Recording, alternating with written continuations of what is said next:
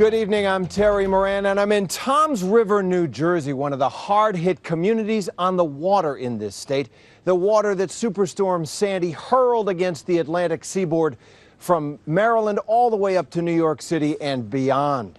So many communities utterly devastated. You can see this kind of scene, as you see behind me, mile after mile after mile on this coast. And 2 days after landfall now, the problems are piling up. The death toll now at 74. There's reports of an oil spill near Seawarren, New Jersey, and now a dangerous new threat in many communities, the ruptured gas lines in town after town. You can hear the hissing, you can smell the dangerous gas in the air, and the threat of explosions and fires is growing by the minute.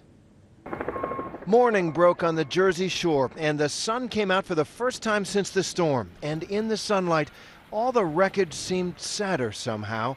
It's not a dream, not even a nightmare. It's just here. We never really expected it to be this bad. We worked smart. I know it. We worked smart. That's it.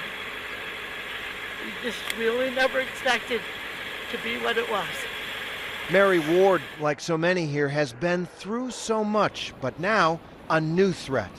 Everywhere you go, you hear shh, just the gas, all the open gas lines going, just scared to death. Fire now stalks the shore. This blaze in Mantoloking this morning, fueled by natural gas leaks. The battle now is to prevent a catastrophe after the catastrophe. Do you hear that? That is the sound that everyone left in these towns is fearing the most right now. It is a hissing gas main. You hear it on street after street right up the shore. You can smell the gas in the air, and fire officials are concerned that these towns are basically ticking time bombs.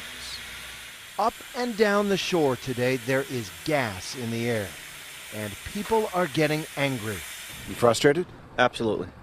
Absolutely. There's probably 4 gas trucks on the whole island right now, and this is happening all over the island right now.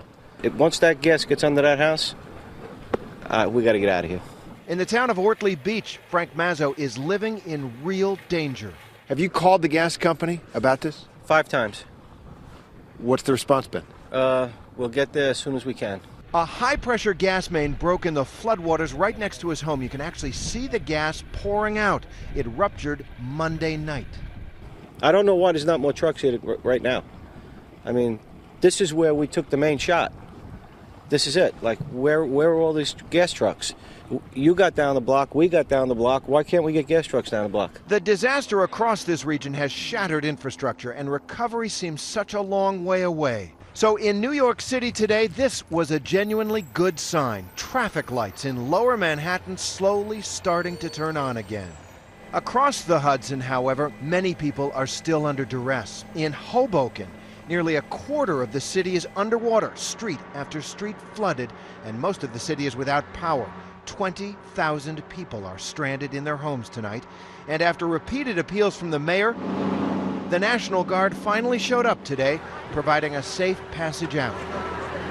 My ABC News colleague Alex Perez spoke to people who'd been trapped. It's scary. You don't know how long you're going to be stuck here. You don't know how you're going to get out of town. You can't find out what's going on anywhere else. We've just been in this little island.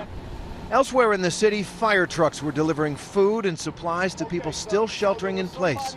People charging their iPods, even coffee machines and generators. In Atlantic City today, New Jersey Governor Chris Christie and President Obama toured the state's battered coast. They stopped at a community center in Brigantine, where at its peak 200 people found shelter. 50 still remain.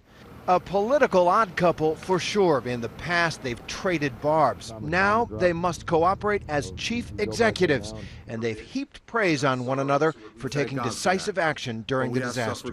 It's been a great working relationship to make sure that we're doing the jobs that people elected us to do.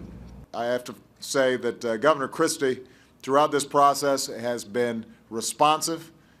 He's been aggressive, and I think the people of New Jersey recognize that he has put his heart and soul into making sure that the people of New Jersey bounce back even stronger than before. So I just want to thank him for his extraordinary leadership and partnership. Political bromance aside, they will be judged. Every leader in these communities will be judged by results. Along the Jersey shore, there were dedicated disaster response teams just beginning the enormous task ahead, and more rescues of the stranded. You all right? But we saw only a few gas crews out here. They have to make this place safe first, for all those who, like Mary Ward, have lost so much, but who yet have so much to live for. I have nothing left. These aren't even my clothes, these are Jack's. When you look at it, how do you feel? Glad to be alive.